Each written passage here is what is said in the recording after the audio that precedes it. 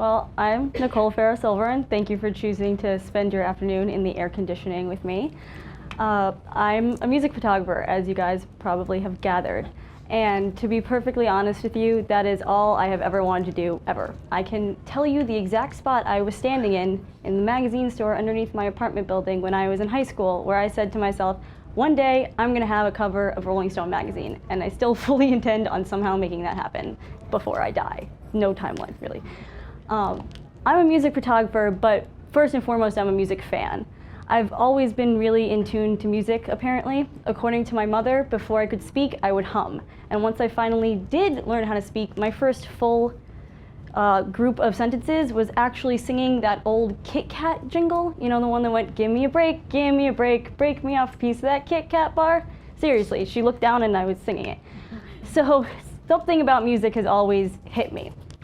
And even further than that, I grew up in a really musical family. There was always music playing, so I got my education there really early, anywhere from Frank Sinatra, Louis Armstrong, Billie Holiday, to Janis Joplin, the Rolling Stones, and Bruce Springsteen.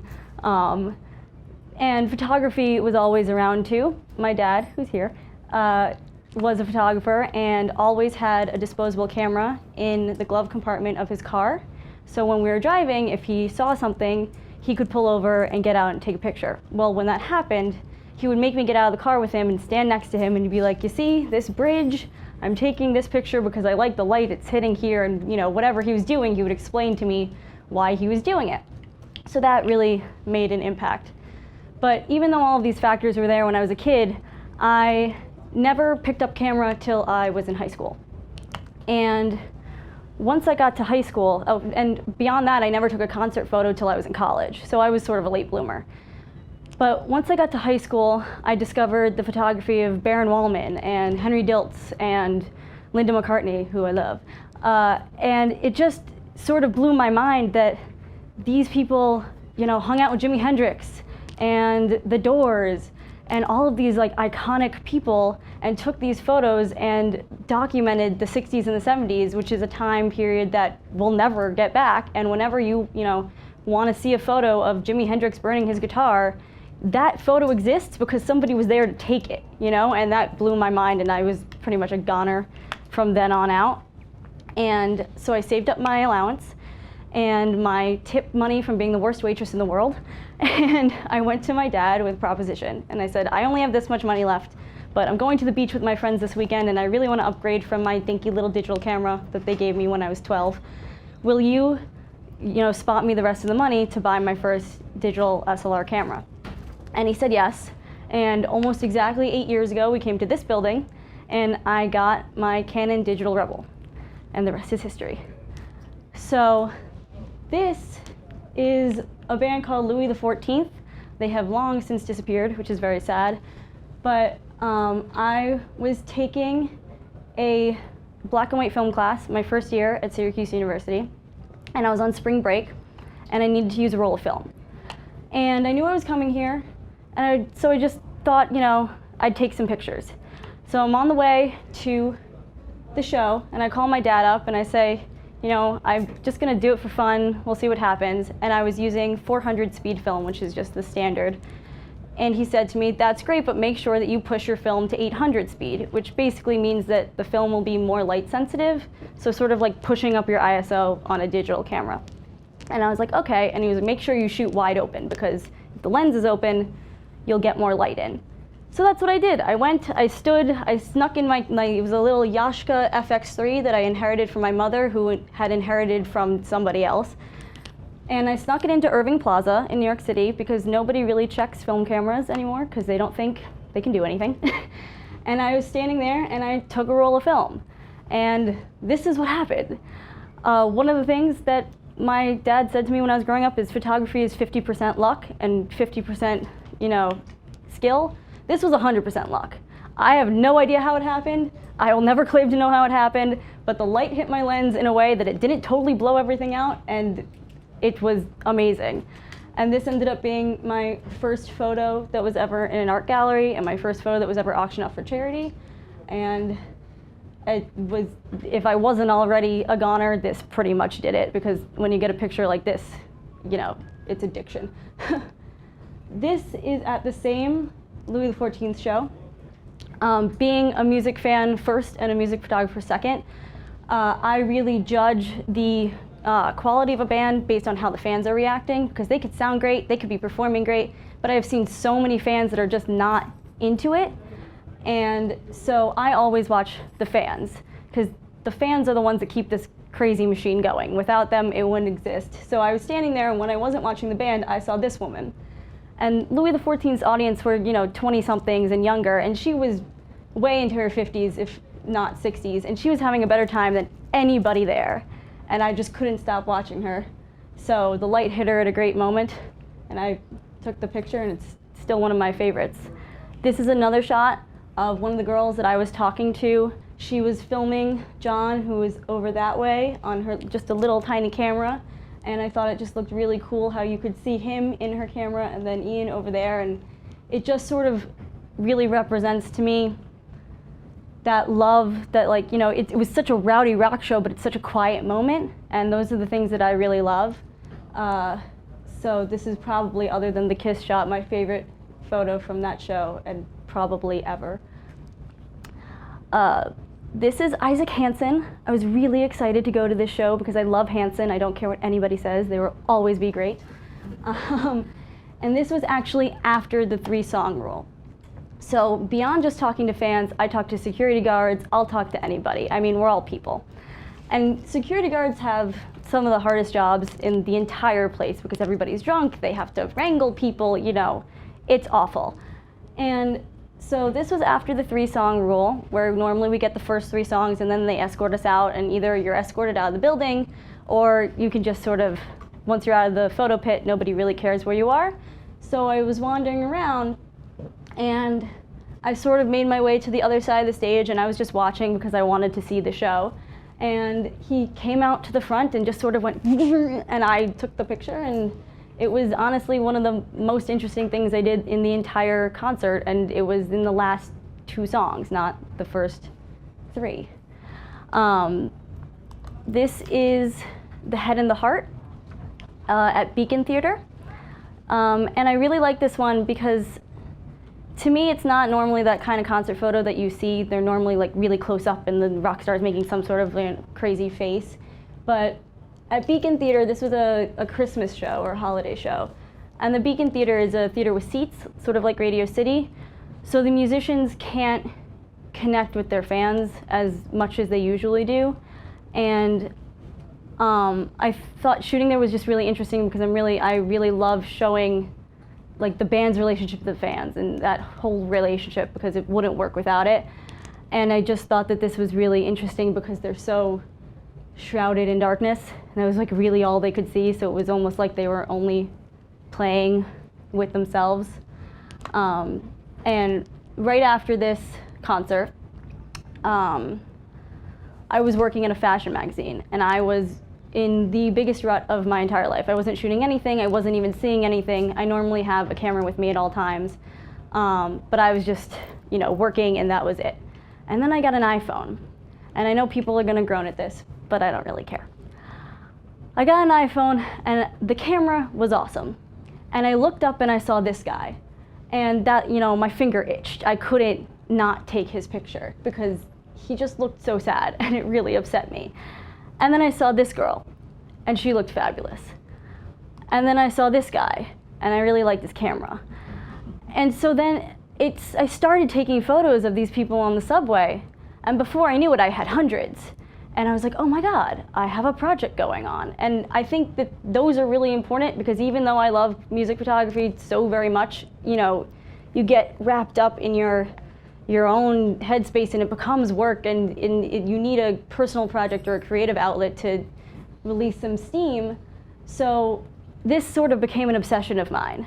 I would stand on the subway, and if somebody looked particularly great and they were going to a different subway car, I'd go to the other subway car and try and get into a position to, it was a little creepy, but I'm sure you understand. And so I turned it into a book, which is Subway Series over here. And I really owe these series of photos to the rest of, my photography since then, because it really just, it got those gears turning again, and I like started seeing like a photographer once again, because I used to see photos everywhere, and then I wasn't, and now I am again, and that's the only thing that I can attribute to. So back to the concert photography.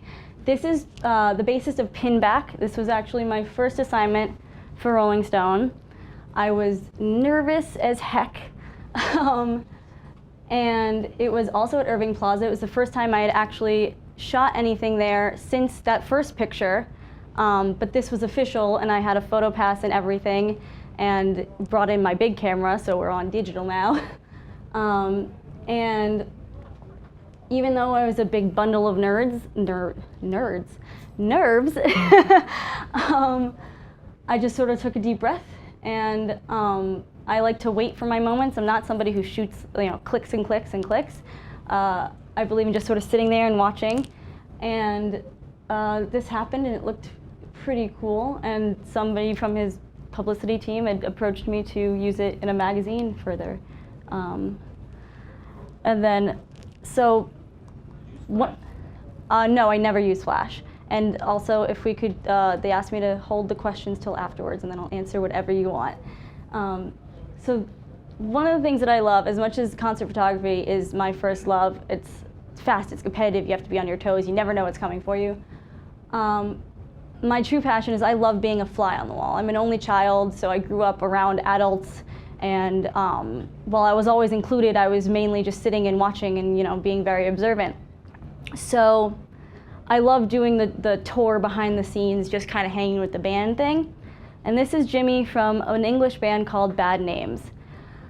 About a year ago, I was walking through Union Square, sort of in a rush, and I passed a group of boys just sort of playing their instruments in Union Square, and they had flyers out, and I snapped a photo on my cell phone and Instagrammed it and said, these guys are playing the Knitting Factory, because that's what it said on their, flyer. Check them out. And then I get an email from their manager saying, do you want to come to some of the shows and follow us around? So I did, and this was outside of Arlene's Grocery, and he was just sort of standing there, and we were chatting, and I was like, stop, don't move. And so he did, and I gave me this face. I don't know where it came from, because he's not really that serious. And that was that. And we continued to just hang out. So they were on tour only for a month when I stumbled upon them before they went back to the UK.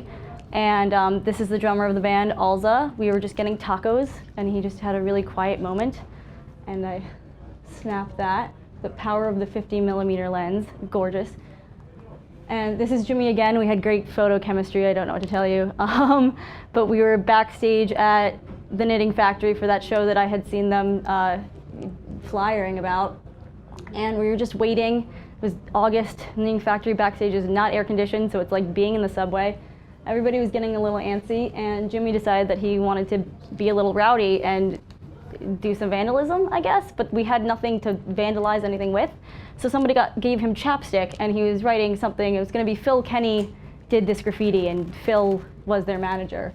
But I just really loved how the reflection was happening, and I'm sort of obsessed with this picture. I'm not ashamed about it at all. On to the weirdest day of my life, the Backstreet Boys. So one of the many things that I do is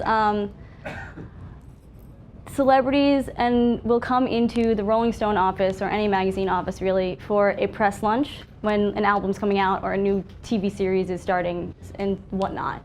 And they'll normally have a photographer like myself, so that after they have the lunch with the editors, they'll stand in front of one of those like red carpet step and repeat things with all the logos, and I'll stand there going, all right, ready, 1, 2, 3, smile, over and over and over again.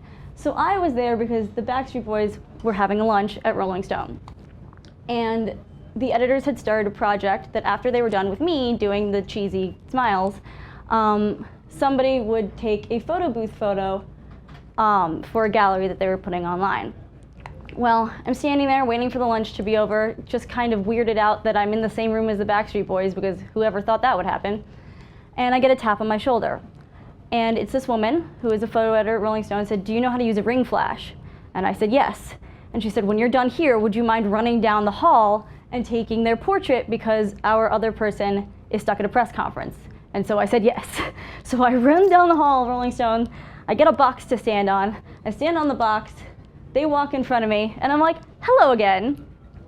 And I really wanted to show this photo not only because it's the Backstreet Boys and how cool is that, but it was one of those moments where as I started photographing more noticeable people, you have to figure out how to make them comfortable in front of your lens. Like this entire photo shoot was less than 5 minutes, and so I don't have the luxury to really get to know the people before I shoot them. And I'm sure you all know that when you have a lens in your face, it's kind of scary.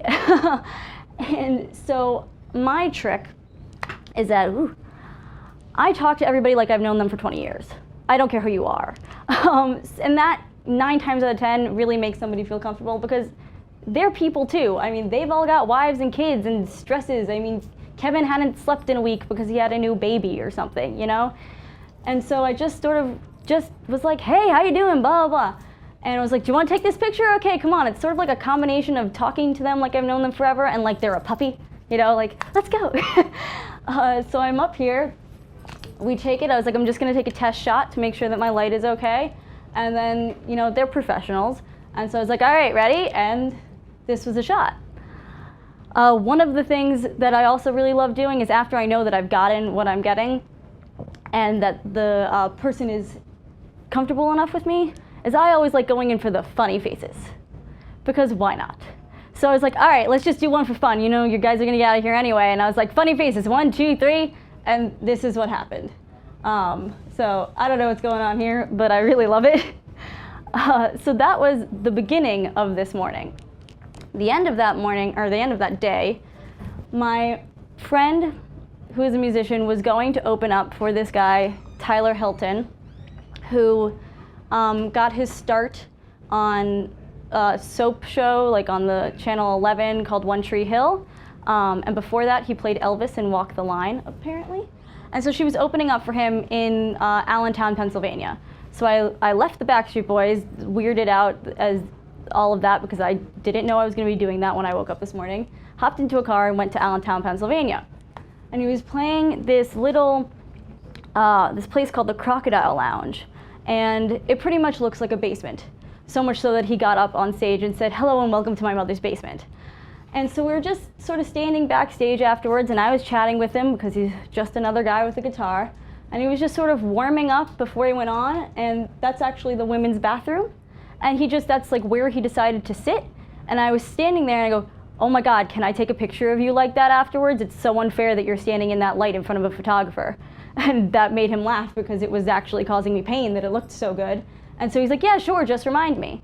So he went out, played his set, and when we were all finishing up, I was like, would you mind just standing there again, just playing little? And he's like, sure. So his friends standing off to the side, we're all chatting and laughing. I cracked a joke or something and got this photo. And in the process of us talking, he had mentioned that a few days later from that, he was going to be back in the city to do one of those rock cruises that go around the city. And he's like, you should come out on the boat. So I said, okay. So a few days later, I end up on a boat. He had asked his fans to bring sailor type items. So I was downstairs chatting with people. And one of the chicks was like, I brought this hat for him. And I was like, oh, give it to me. I'll go bring it to him. So I did, and he put it on, and he wore it for the rest of the show. And this was what we were dealing with. If anybody, if you talk to me after this, you'll see, and I'm pretty sure I've tripped once already, I'm not really graceful. I run into walls, I trip over people, it happens all the time. So we're on a boat in the middle of the East River, and it's going like this, and I'm trying to take even photos. So we had a pretty good turnout, as you can see, and I ran out behind him at one point to take this picture. This is the only time that I have actually used flash because it was pitch dark in there. I tried really hard not to because I normally don't like the light, but sometimes you gotta do what you gotta do. And so I just stood there and was going like this and snapped the photo just as context to see if photo shoots, concerts can happen anywhere. You're not always in an actual concert hall, and you just sort of have to think on your feet and, you know, figure out where you are. So that was pretty cool. This is a band called Jeff the Brotherhood. No one in the band is named Jeff. I don't know why. And they were playing at Irving Plaza again. And this show had no light. And when I say no light, I mean it had no light.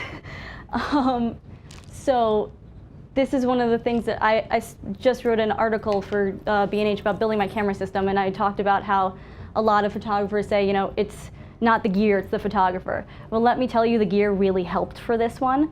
I had just bought a new camera, Canon 5D Mark II, which is full frame, big sensor, lots of ISO, and it really helps to crank that stuff up there, especially if you're black and white. And I happen to like a little bit of grain. I know people who don't, but I don't mind it.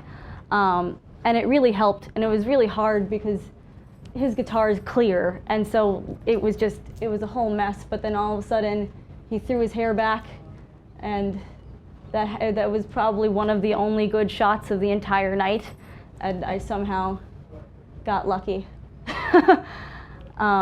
This is Philip Phillips in the Rolling Stone office for one of those lunches that I was mentioning about the Backstreet Boys. He came in right after he won one of the seasons of American Idol. I don't think the last one, maybe the one before it. And he had one of the publicity lunches, and then all of a sudden he had his guitar, so he's like, let me play a few songs. So the PR person, you know, waved to me and was like, you gotta get some of these pictures, and I was like, okay. So I'm actually in between people in this shot. It's basically in a boardroom, and so you can see I couldn't really get this lady out of my shot, but I was just like, I'm sorry guys, I gotta do what I gotta do, and I crouched down in between like two people, like there's a chair here and a chair here, and I had to wait very patiently for this shot because he doesn't open his eyes when he sings. It might have changed, I have not seen him in a while, but he played his entire set, you know, not looking at us. And in a lot of photos, you know, I obviously can't control that, but it looked like I caught him blinking, which doesn't reflect well of either of us, because I'm here to try and make him look cool, and I would like a good photo too.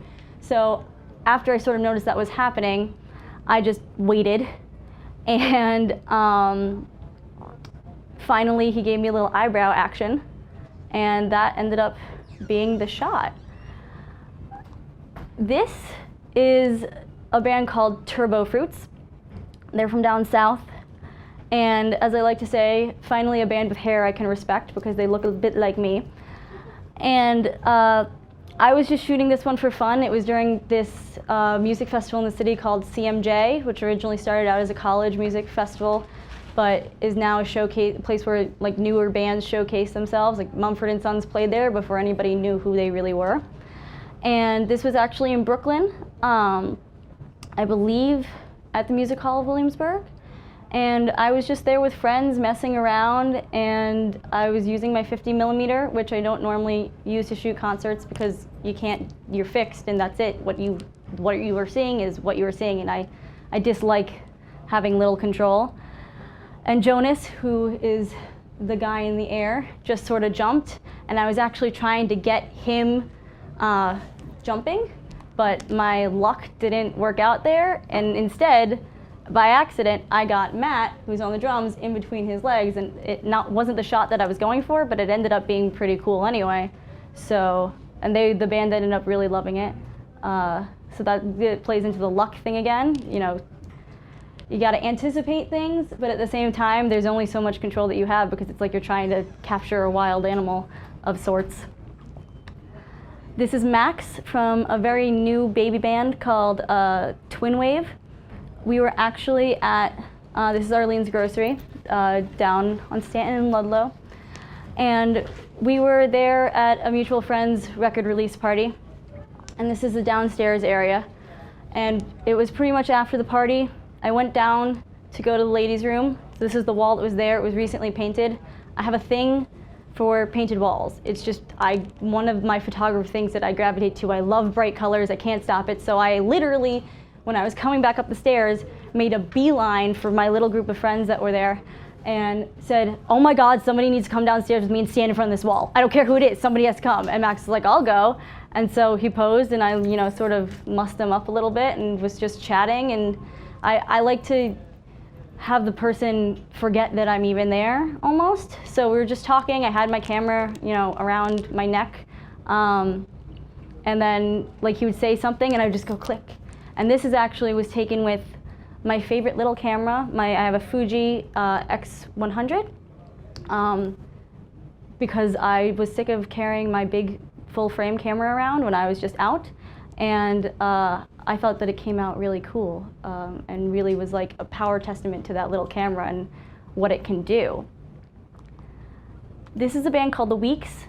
I really love this picture, although they're not kissing, but it was just an affectionate moment, and I just love when bands are, not afraid to show the love, so to speak, and be like, "Oh, we're manly," and yeah.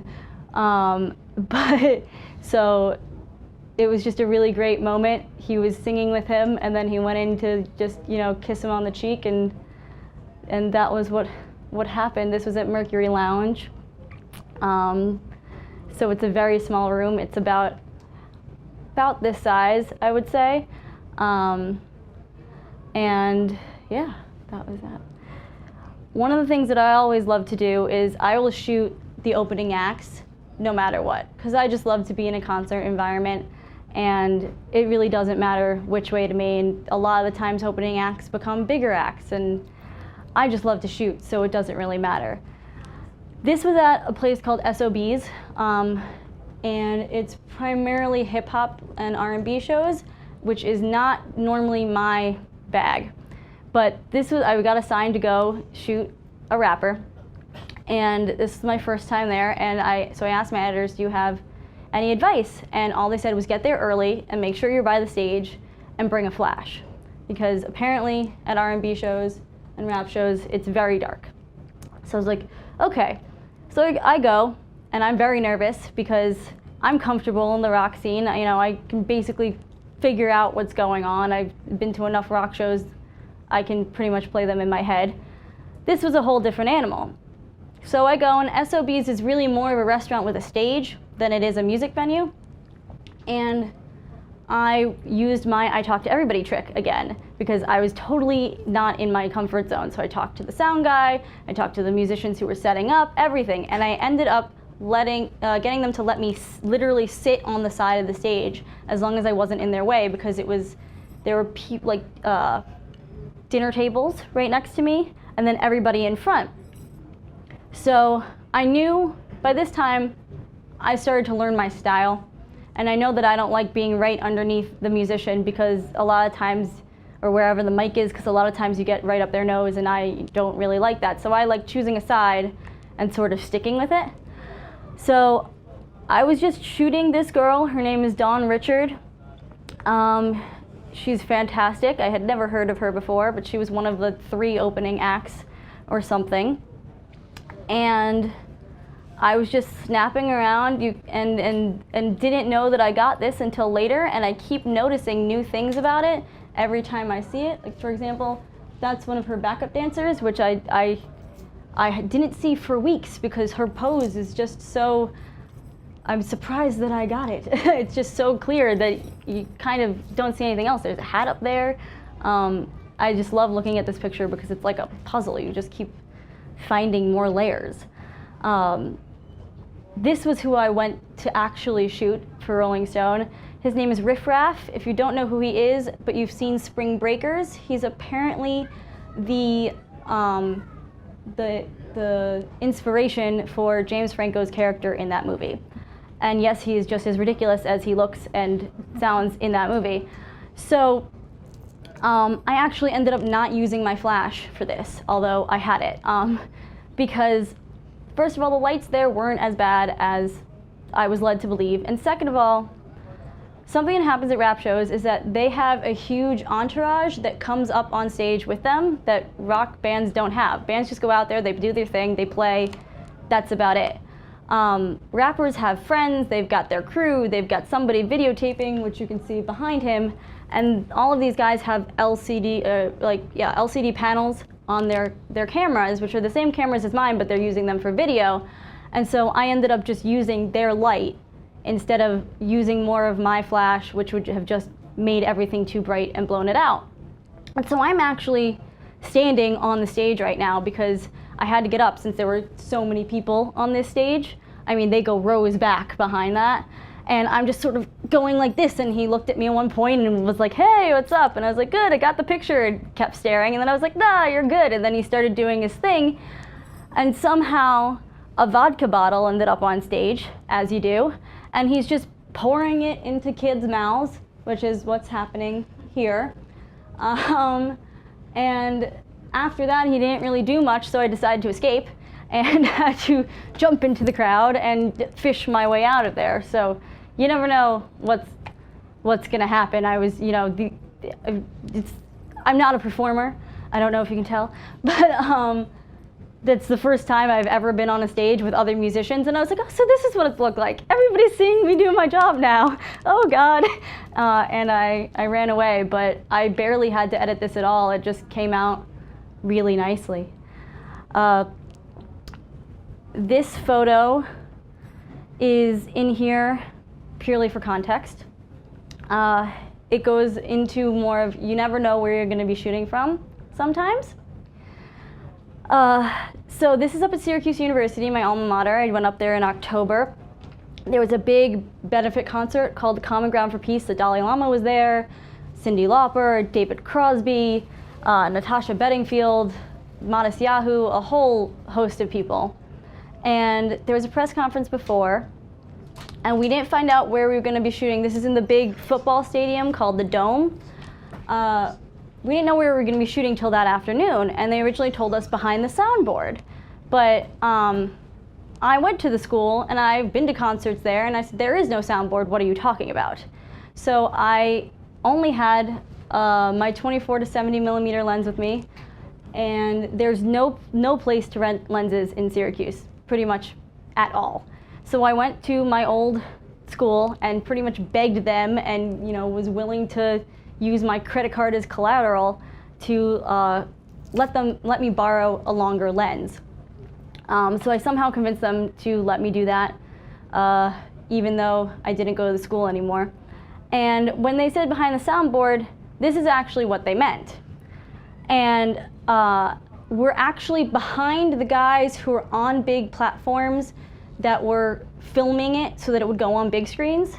And we were apparently not allowed to stand on the chairs. So all of these people, there are actually more people that you can't see, were in front of us, and we only have 3 songs. It was the first 3 songs of Dave Matthews, or first 2 songs of Dave Matthews, and then this song where they all came out and did something together. And we were supposed to get our shots from this, and then we were being escorted out and we weren't allowed back in.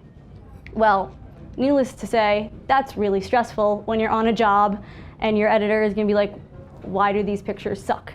Well, sorry, there's not a lens long enough for me to get over people's heads, and I'm only 5'2". So as much as I love, everybody that's involved, security people, planners, everyone, sometimes you gotta do what you gotta do. So I'm actually standing on a chair for this one. I got yelled at, but whatever. And then we got escorted back, and luckily it was my school and I know my way around. So we're corralled up in the press booth, basically to watch the rest of the show. Most of the other photographers are really upset. And I just sort of pretended like I was going to the bathroom and left. And I walked, quarter mile down where I knew there wasn't any, Syracuse security people, and then walked down the stairs and walked straight up to the stage and joined the other photographers, because there were a few. They had contracted Getty to shoot it exclusively, so all of us little people who had to go back up there were like the local Syracuse photographers or anybody that was freelancing, but they had hired 2 or 3 Getty photographers, and then there was one official Syracuse photographer who were going to shoot everything and put it up on Getty so that magazines could buy it. Well, I just went and I joined them, and then immediately made friends with all the security people so that they didn't kick me out, and I got the shots that I need to get. This is the lead singer of Counting Crows. I'm pretty sure he was singing A Long December at that point because I was crying because I love that song so much that the security guard was like, "Are you okay?" And I was like, "Oh, I'm so good, don't worry about it." So yeah, I mean, that's, as much as I hate to go behind people's backs, we're all trying to do a job here, and sometimes it's just ridiculous and you can't do your job, and you gotta be a little sneaky. What can I say? This was my second R&B show. That's a guy named Rocky Fresh, and I just really love this moment because it's similar to me to that deer tick photo with the girl's hands, because there was a circus going around this guy, and he just took a moment. He's very young. I think he's 19, 20, something like that.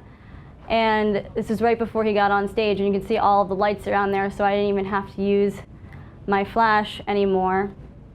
And I just snapped this, and I think it's really great portrait because I just really gravitate towards the quiet moments with all the chaos going on around it. I thought that was really cool. This is a band called the Postels. It was down at Santos Party House. I've noticed, I'll take photos and not realize that the person's jumping. And you can't really, I don't know if you can tell, but he is in the air. And I caught this afterwards. And what's the minimal shutter speed you use for? Can you ask me again at the end? They just asked me to hold the question. Okay. Sorry. I'll forget, but that's all right. Okay, well, the minimal shutter speed that I use, it honestly really depends, and I don't super think about it anymore.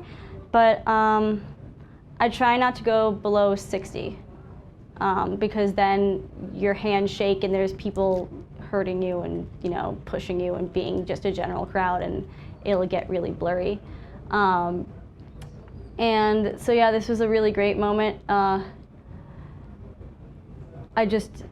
I try and get everybody in the shot if I can, but sometimes it's not possible, so I was just really happy that I got like 3/4 of them in, and I got an air shot, so that was really cool.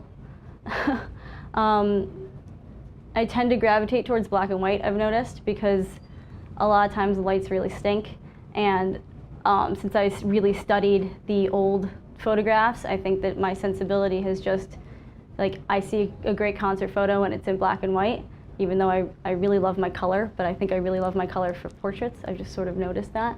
But there's just something about this that makes it pop more in black and white than it did in color. It's sort of a gut reaction.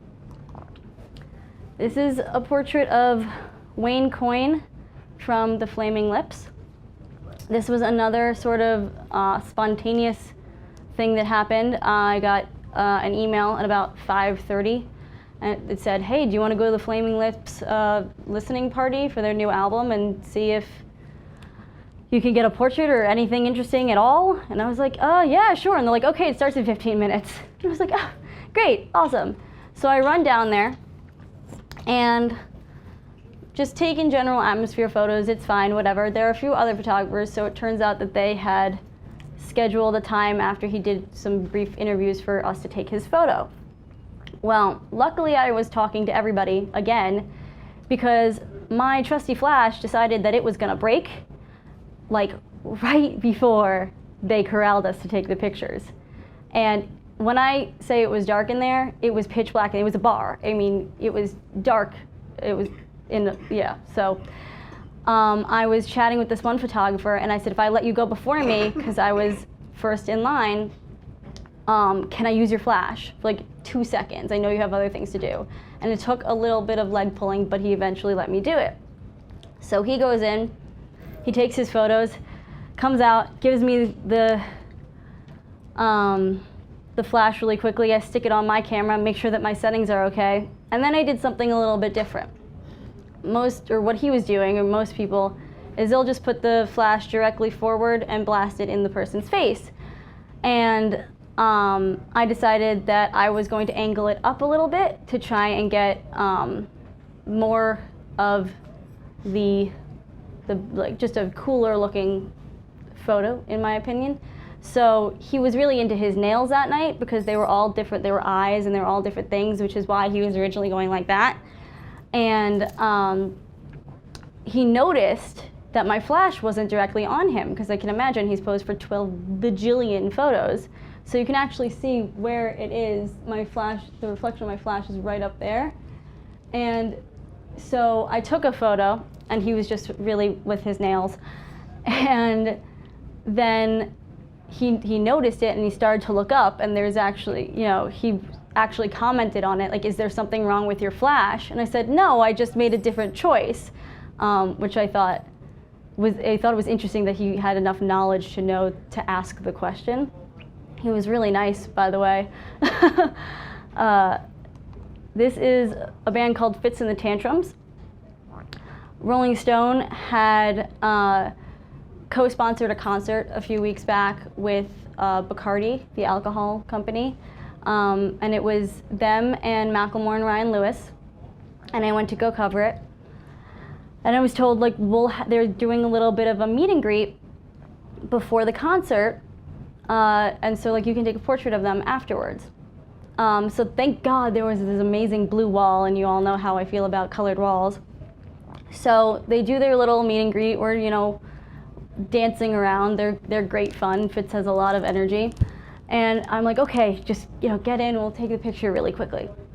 Take the first picture, and for some reason, my lens doesn't focus on them. Like, it's totally blurry. And I said the quickest prayer ever. I don't even think words came into my mind, but I was just like, oh my God. And I was like, all right, let's just do one more. Because I actually had about 15 seconds with them. And I was like, okay, ready? 1, 2, I was like trying to stall. 3, I took this picture, it came out clear, and that was all I wanted from the photo gods. And I was like, all right, you could go. And their PR person whisked them away.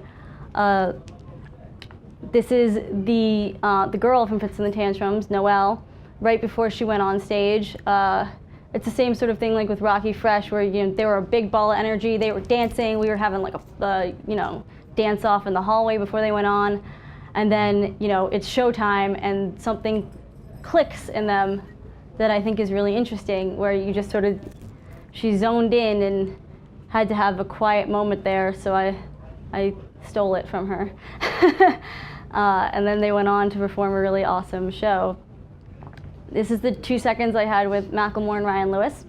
I saw him walk in earlier in the evening, and he's a surprisingly serious guy. So of course my goal was, I'm gonna get him to smile. I must get him to smile. So we go there, and I was like, oh guys, okay guys, you ready to take a picture? And they throw up their normal pose because they've seen 12 million photographers before. And I was like, okay, that's really great. But can we, I think I said, because I like changing it up, because I know these musicians don't hear me saying it all the time, but I hear me saying it every day, so I really don't want to say, like, let's do a funny face, because I just get bored of it. So I said, show me your sexy face. And that's what happened. I did get a little bit of a smile from Macklemore, so I can die happy. But this basically also goes to show a lot of other things, other than the fact that I got him to smile. But this is what I was working with.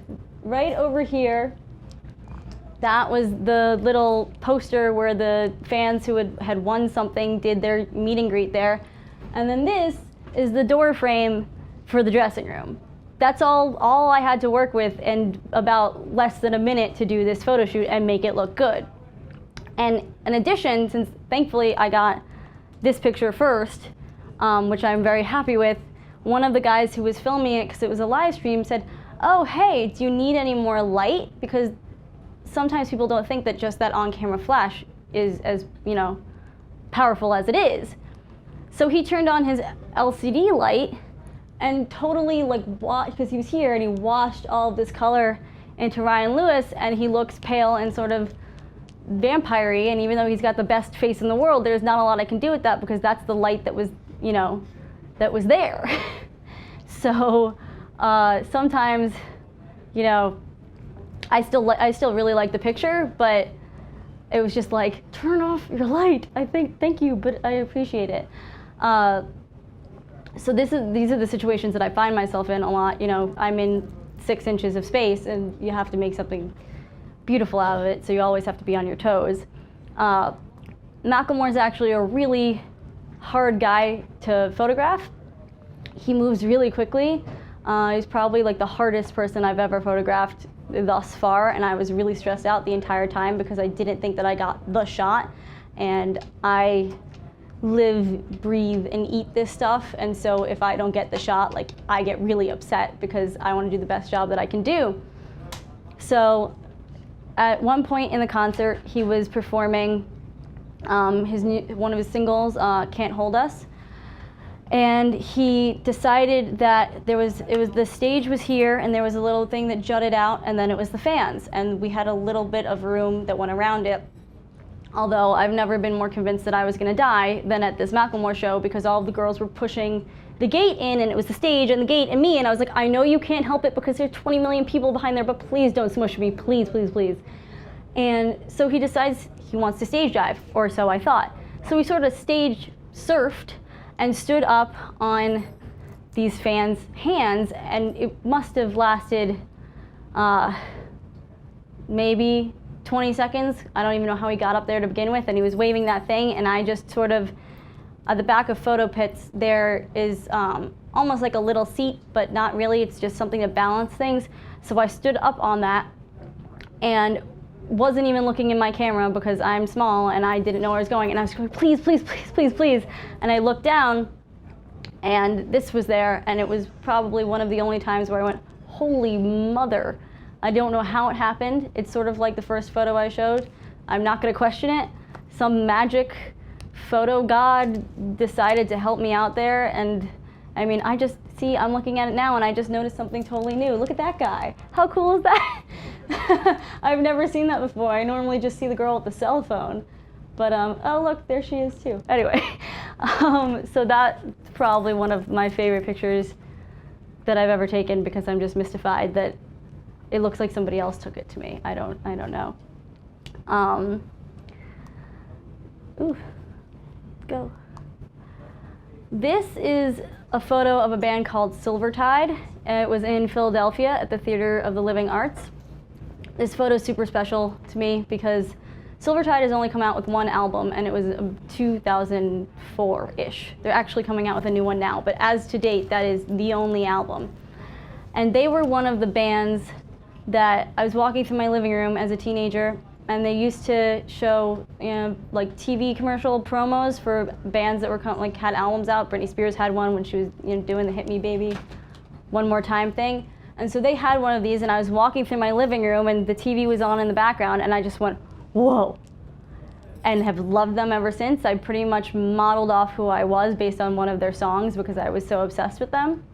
And through the years, I ended up making some friends, some very good friends actually, and about a year into knowing them, one of them mentioned like, oh, you know, Silvertide's playing a show. And I was like, you know who Silvertide is? Because nobody I know knows who Silvertide is. And I've been playing this album to death for the last, you know, decade or so. And they're like, yeah, you know, they're actually our best friends. And I was like, what? So he said, you should come to the show. So I got to Philadelphia to go to the show, and this is I only bring my little Fuji again because I wasn't planning on photographing. I just wanted to really be there. So I wasn't gonna be in the photo pit or anything. And I'm standing side stage, and I'm pretty much really emotional because like the band that I always wanted to know them so badly when I was in high school and see their shows, but they had broken up before anything really happened. And I never thought it would ever happen again. So it was just a very full circle moment for me. You know, from being a young girl who just really wanted to tour with bands and know bands and make great photos, to being backstage with the band that helped shape so much of that modern-wise. I mean, I still haven't gotten to the Rolling Stones, and Led Zeppelin will reunite, and I will be there. But in terms of modern people, this was pretty much it. And so Walt, who's the guy in the air, he's the lead singer, this is towards the end of the show, he had gotten up on the drum set and sort of gave him a high five and hung out there for a little bit. And like I said, I've been to enough rock shows to anticipate stuff. So I said to myself, there's no way he's climbing down peacefully from there. This is a rock show. So I got ready, and he does this massive leap off of there. And this was another lucky shot, because if I had pressed my shutter a half a second too late, he would have been too high, or he would have been too low, or would have been doing something weirder. And it was just such a great shot to get with all the backstory, and it made them look awesome. And then it went on to be on rollingstone.com, and they were really excited about it. And the lead singer's mom printed out the photo and put it on her wall, and I was just like, oh my God, this is all happening with like a band that I love so much. So it was just such a like kind of like there's no words moment for it. And I know people are like a real stickler about it because his legs aren't totally in focus, but I'm not a super technical photographer. I go for the emotion of it more. So that doesn't really bug me, because you still get what's going on. So if his foot's a little blurry because he's wagging it, you know, that's not a killer for me. So that photo obviously means a lot. This is a band called 2 AM Club. They are a whole mix of random genres. They're pop, they're R&B, they infuse a bunch of stuff into them. And this was at a venue called The Box in the Lower East Side, I believe it is. It's normally a burlesque club, so there's a stage, but it's not, you know, a music venue. And they had their single release party. So they released a single in the winter and had this party there and did a bit of a performance. So I'm standing there, and this was during one of their songs, which title I don't think is appropriate to say. Too effed up to call is what it is. And there's a musical break in it. And Tyler and Mark's the one whose head is a little bit cut off, sort of looked at each other and were like, are you ready? And I was like, yeah, I'm ready. What are you guys gonna be doing? And so they do this little like dance thing. I can't do it well, like I said, uncoordinated. But so it's one of the hardest things. I still haven't, like, I really love this photo. It doesn't bug me that Mark's head is cut off, because I was at a weird angle. Like, you could still see his face and his smile and got his emotion. But this is one of the ones on my list. I have a list of things that, you know, I'm not perfectly happy with how I shot this band or something, and I keep shooting them until I get it. This is one of those things, even though I really do like this picture, but I know I can do better. I'm a little competitive, especially with myself. So that was pretty cool. This is Luke from a band called Ula Ruth. That's U-L-A Ruth, and or as I like to affectionately call him, 17, because he was 17 at the time of this picture. And we were backstage at Rockwood Music Hall downtown, and I was just testing my light for this. I had just met them. They hired me to take some live photos for them, and then eventually do some promo shoots. And I think I met him about 30 seconds before. He's the drummer of the band, the little brother of the lead singer. And so he's like, hi, I'm 17. Like, hi, I'm Luke, I'm 17. And I was like, hi, 17. And I was like, I hope you realize that I'm going to call you 17 for the rest of your life. Even if you're 34, you're going to be 17. So that sort of stuck. And I really, once again, the awesome wall. It's actually just a red wall. It's closer to the color that's on the edges. And so I was inspired by the wall, and immediately, you know, said after the show, if you want to come back here and just sort of pose in front of the wall, we can do a few quick promo ones right now, and it'll just be part of the night, and you won't have to worry about it. So like, yeah, let's do that. And while we were waiting to go on stage, I said, he was checking his phone, and I said, don't mind me, I'm just testing my light for later so I can remember, put in my phone, which I do a lot, you know, what settings I was at so that I can get back there really quickly. And he was like, okay. So I did it, and the flash combined with the wall and made this really cool multicolor thing. And it ended up just being really casual and really cool. And we ended up getting yelled at later because apparently at this venue, you're not allowed to take any photos backstage or actually anywhere without consent of the venue, which was the first time I had ever heard of that anywhere. So the band hadn't cleared this with the venue because they didn't know either, but it was already too late because I was already there, and they were very nice about it and were sort of just like, next time email us. So we didn't get to do our pictures afterwards, but luckily I got this in before they knew anything fishy was going on. But one of the things that I've also started doing is I will watch, if it's available, videos of the band if I've never seen them live before, like game tape, like I'm an athlete. And this is Ula Ruth. This is once we got on stage. You can see Luke back there. That's Nick, his older brother, on the floor. And so this band they had very few videos. But the reason why I like doing this is because you'll notice that musicians they'll favor a side, whether it's conscious or not. So they'll be at the microphone and they'll sing, like, you know how people say, like, oh, this is my good side? Well, they'll like sing to the right side or sing to the left side or wherever. And so I like sort of knowing that beforehand, because then when I get into a photo pit with other people or just am doing it by myself, I sort of have a heads up when I know where I'm gonna be looking, you know? And so I came across a really grainy video of these guys, and during this one song, I saw that Nick got down on the ground and was playing his guitar on his back. So I made a mental note of that. And we're here at Rockwood, and that song comes on. I was like, oh, I wonder if he'll do it. And I sort of noticed that like he liked like leaning a certain way, so he would go down on his back in that specific direction.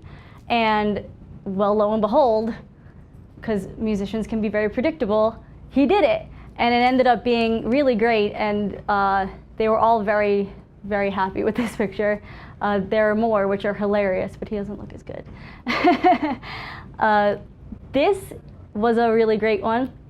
It's Billy Gibbons of ZZ Top, and it was actually for another one of his bands, the band he was in before ZZ Top, called Moving Sidewalks. They had a reunion show at BB King's. It was the first time I was ever there. It was really cool because it's a dinner venue, but then there's a stage in the middle, and there's actually room to watch the concert instead of, you know, tables right up on top of it. And this was actually a really challenging shoot because Billy, like many of his generation, are getting a little bit older. God bless them that they're still out there doing it, but they're not necessarily as sprightly as they used to be. So while ZZ Top might have been a little bit more energetic, Billy Gibbons was not this evening. So he had a really cool guitar that's actually an LCD screen in the guitar, and there were different lights in there. But this was pretty much the extent of what he was doing. He was actually doing less than this. And so it was kind of challenging to get a shot that was gonna look different than everybody else's, because sometimes when you're in a photo pit and there's 15 other people there, you know, and you're all crowded to the same side because they figured out what I knew beforehand because I obsessed, everybody's just gonna look the same. And I'm more concerned with, you know, I don't work for a stock agency, and even if I did, I would do the same thing, but I want to make my photo as unique as possible so that it has my stamp on it, and the musician looks really great. So this was during, he wasn't even singing, it was just a guitar break that he was really enjoying, and he just sort of was like, ah, and that ended up being the shot. This was the second weirdest day of my life. This is Psy, the Gangnam Style guy, and the cast of the Jersey Shore. It was also at Rolling Stone. The cast of the Jersey Shore had come in for one of those press lunches at the beginning of the last season of the show. And they were doing, this is actually in the video room at the Rolling Stone office, they were doing an interview. And somebody whispered in my ear, Psy is here to surprise the cast of the Jersey Shore. And I go, huh? How are these people connected? Well, apparently Vinny, who I believe is the one in the tan jacket behind Snooki, had posted a YouTube video of him doing the Gangnam Style song dance thing, and Psy had seen it and was in the neighborhood doing publicity. He had been at the UN earlier with Ban Ki-moon, and heard that they were gonna be here, so he's like, let's stop by.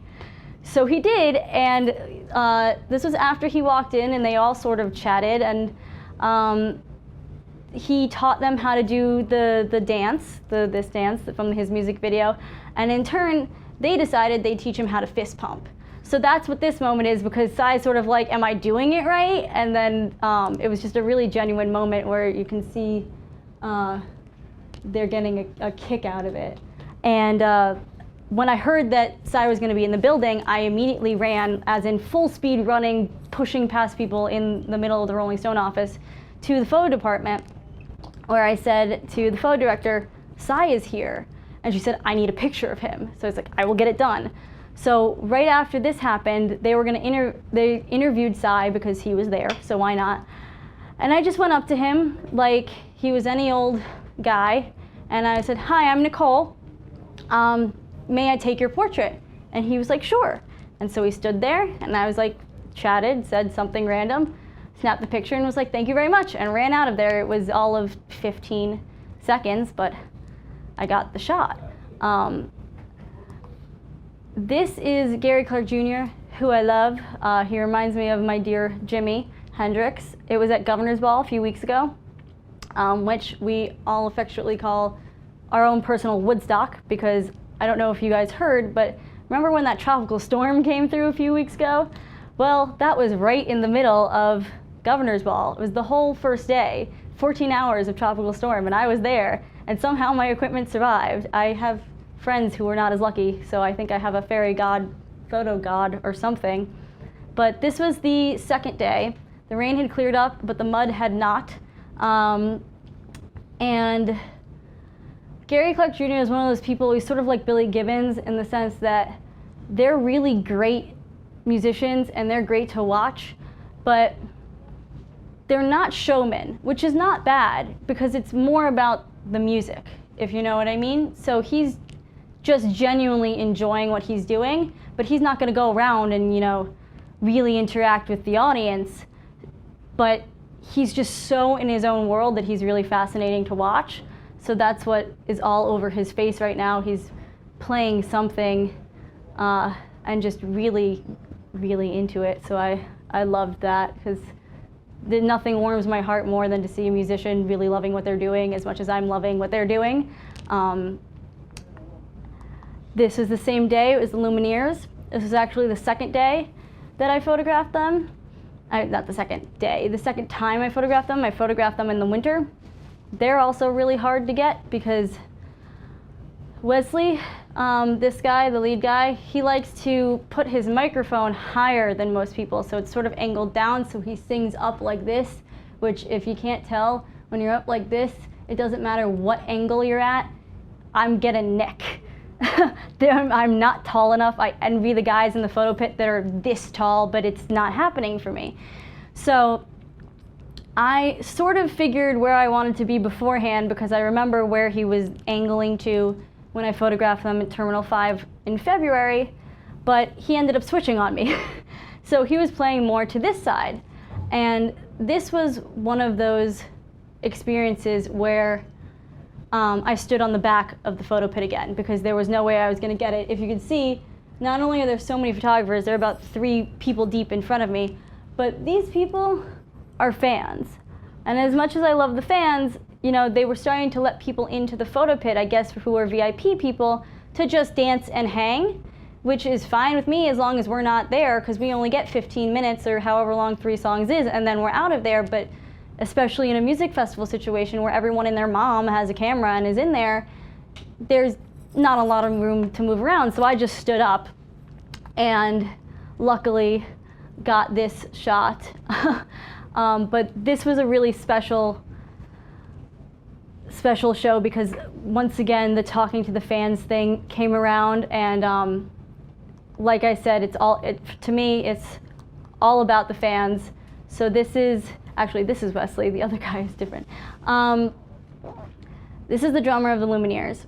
I was talking to a girl beforehand because I got there early, and she asked me if I could get a note to him during the show.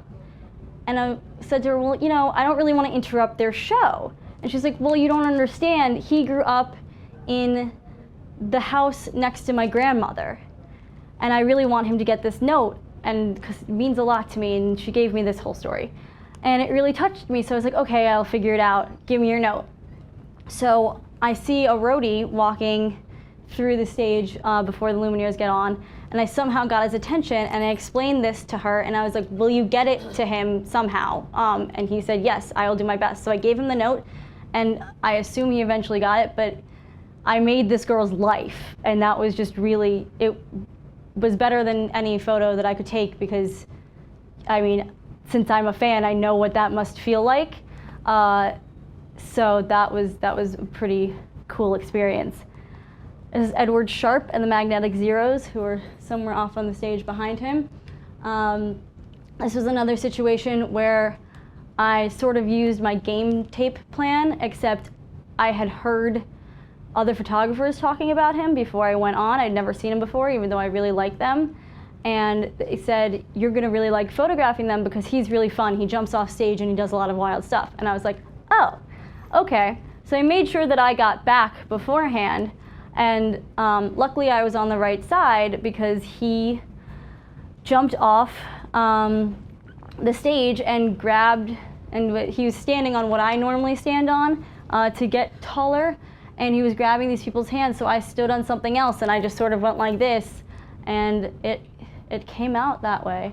I just think it was a really great moment of the fan-musician connecting thing. More fans, my favorite fan photo ever. This was also at Governor's Ball. This was when the band The XX was coming out on stage. Let me tell you, I have never seen fans react the way they reacted to this band. I had a friend in the photo pit with me when they came on, and it was like what I can equate to being at probably a Taylor Swift show, although I've never been, but I hear they're really loud. That's how loud this was. It was so shocking that we were grabbing each other and laughing, and then we were like, oh my God, we have to take pictures, because they were just, I mean, this reminds me of like old fan photos of the Beatles. It was crazy. So I had to take this girl's picture, because she was just so, what is that? It was just so crazy that she'd probably been waiting. This was about like sunset. She'd probably been waiting in that spot through all the other bands that played that stage just for this moment. And I feel like you can really see that on her face. And she kept distracting me because it was so funny. It was great.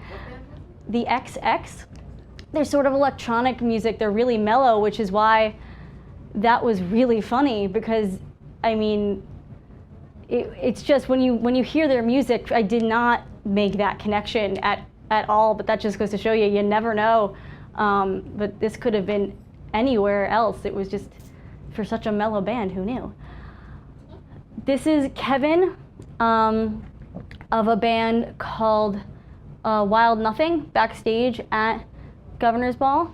There were these big beanbag chairs that he's sitting in, and we did a group portrait, and then of all of them in a beanbag chair, and then his manager was like, do you want to do individual ones?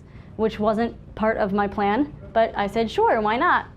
So Kevin had helped me move this table, which was right in front of the beanbag chair, out of the way, and we were chatting, and he picked up this plant just because he was helping me move it. And so he said, you know, I really like this plant. I think I want to keep it with me. And I was like, okay. Sure, it's your show, man. So he like gets in there and he's just like cradling this plant like it's his little friend. And I decided that I really loved it, so I told him, and I was like, I really love it, like let's play up this plant some more. And he was just like, just glanced up at me with that innocent look that I love, because he's, you know, probably somewhere in his mid to late 20s, but he just is so happy and innocent with his little plant. And it really worked with the colors, actually. So that was cool. This is a few weeks ago, Andrew WK, who's a drummer, and he's also on tour with Marky Ramone of the Ramones right now. MTV had an online music festival a few weeks back, and part of it was that Andrew WK was going to try and break a world record of drumming for 24 hours straight. He did it, by the way. I don't there's so many questions as to how it worked that I don't even want to think about. But this was hour 14 and a half or whatever it says back there, and it was just in a store in Times Square, and people were walking by, and he was drumming, and he had other drummers come in. Chad from the Red Hot Chili Peppers was there. Who else? Questlove from the Roots was there at some point. And so I originally went in and took some photos from the inside, but they were just sort of boring, to be honest. So I went around to the side because I thought the reflection might be cool and see what happened. And as I did that, he happened to look up because he was really concentrated. I mean, after 14 hours, and he was really drumming. It wasn't just like tapping, which would have counted. He was just, going. And he happened to look up at that precise moment, and he smiled at me, and I took the picture. I didn't even check my settings. I was just praying. And it came out pretty cool because there's so many layers to this. There's like him, there's the reflection that's on top of him, and then you can see straight through everything to the guys looking in all of Times Square, and he never looked up again. I stood there for a little while longer, and I guess he sort of figured if I didn't get it, it was my fault. He was 14 and a half hours in. He had bigger problems to deal with. So go figure. And this, last but not least, is a band also from the UK called Treetop Flyers. They sound exactly like anything coming out of California in the 1960s. It's actually quite incredible. And they are one of those bands, sort of like Gary Clark Jr., where they sound so good. They're one of the only bands that sound just like the record, because I feel like a lot of times you go to see bands and you're like, oh, the record was so good, and like they sound good, but you can tell that there were producers there, This sounds exactly the same, but they were, this was their first night in New York. They came over to LA and did 2 days there, and then they came over to New York and did 2 days here. And it was their first day in New York, and they were a little timid. Most of them had never been here before, and while the show was great, there wasn't a whole lot going on, but I knew that I needed to get my shot. So I just stood there patiently. This was towards one of the last songs, and Reed, who's the guy singing right there, just threw his hands back, and I snapped it, and I think it was like a perfect, moment there. It was a perfect representation of their trip here. It's just sort of like they already have quite a bit of following in the UK apparently, and they were coming to the US to try and make it and just going. And yeah, that's it. So, thank you. Whether you're a hobbyist or a professional, B&H has the answers to your questions. Experience a world of technology at our New York City Superstore. Connect with us online or give us a call. Our staff of experts is happy to help.